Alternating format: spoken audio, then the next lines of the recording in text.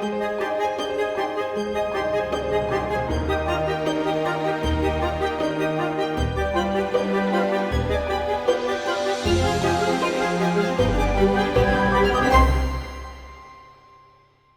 sommes donc dans une commune littorale avec une population en période hivernale de 550 habitants et l'été nous passons à environ 2000-2500 habitants parce que la particularité de notre commune c'est qu'il y a plus de résidences secondaires que de résidences principales.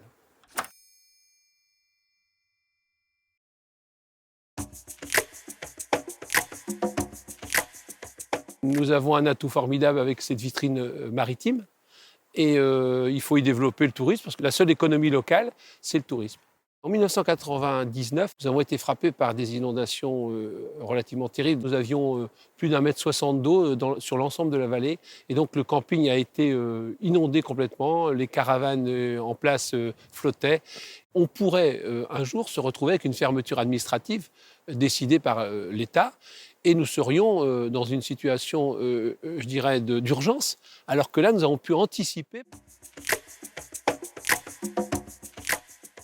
Quiberville mène une action prépondérante puisque c'est la première étape d'un puzzle, c'est de transférer le camping à un autre endroit pour pouvoir mettre en place la seconde étape qui est la reconnexion terre-mer. Ce sera un programme qui pourra se faire que quand on aura libéré l'emplacement du camping actuel. Le département de Seine-Maritime et la région Normandie regardent avec beaucoup d'attention ce dossier qui est un dossier qui redonne la place quand même dans cette vallée à la biodiversité, à la nature. C'est quelque chose qui va marquer les esprits.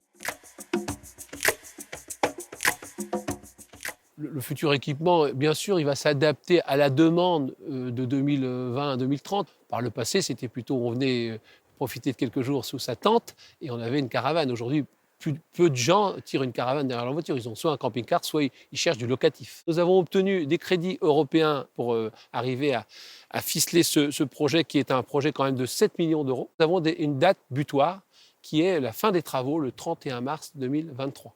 Pour pouvoir après libérer cet endroit en 2023-2024 et que les travaux de reconnexion terre-mer puissent se faire en 2024-2025. On dira de nous qu'on était peut-être des précurseurs. La nature a retrouvé sa place. La faune, la flore se seront installées nettement et ce sera un lieu de visite des promeneurs, des randonneurs. Nous aurons bien sûr, j'en suis convaincu, recréé de l'emploi autour de ce sujet parce que c'est aussi porteur d'économie. La basse vallée de la Salle en 2050 sera un endroit, je pense, plein de sérénité où il fera bon venir se détendre et se reposer.